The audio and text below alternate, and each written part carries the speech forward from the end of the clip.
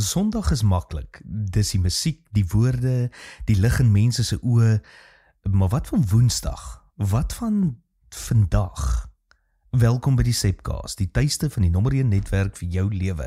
Hier draai ons geliefde stories op hulle koppe, ons kyk na wat die geskiedenis dalk misgekyk het en ontdek saam hoe Jesus ons nooi in 'n groter storie in, daar waar ons bly, werk en speel.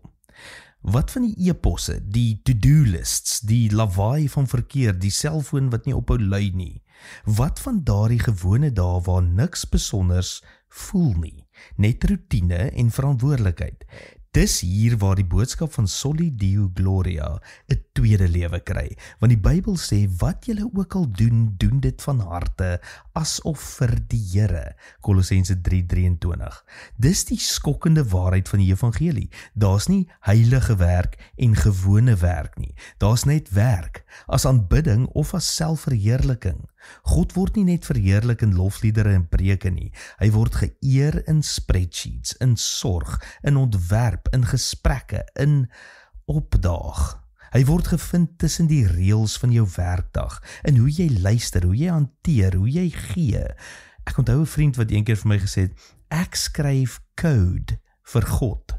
En toe ek hom vra, wat bedoel jy nou? Het hy gesê, elke lyn wat ek skryf, maak iets moontlik wat mense se lewens makliker gaan maak.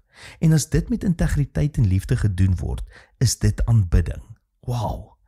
Dis die kern van heerlikheid.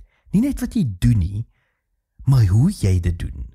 Psalm 8 sê, U het die mens met eer en heerlikheid gekroon. Met ander woorde, God plaas sy beeld in die gewone, selfs in die kantoor, die kombuis, die winkel, die klaslokaal. Nou by SA gemeente sê ons is die nommer 1 netwerk vir jou lewe, en ons glo dat geloof nie Sondag se kers is wat Maandag doof is nie. Dis 'n vlam wat aanhou brand in elke e-pos, elke vergadering, elke koppie koffie. Wanneer jy leef met 'n bewussyn dat die Here daar is, word die gewone heilig. Soli Deo Gloria beteken nie jy moet wegvlug van jou wêreld nie. Dit beteken jy bring God in jou wêreld in. En so word jy die nommer 1 netwerk in ander se lewens ook.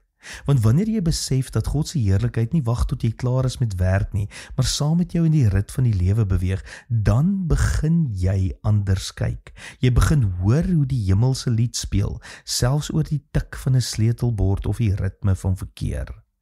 Woensdag word aanbidding, werk word 'n getuienis, en jou lewe 'n klein altaar waar God se lig weerkaats. Tot môre, mooi loop.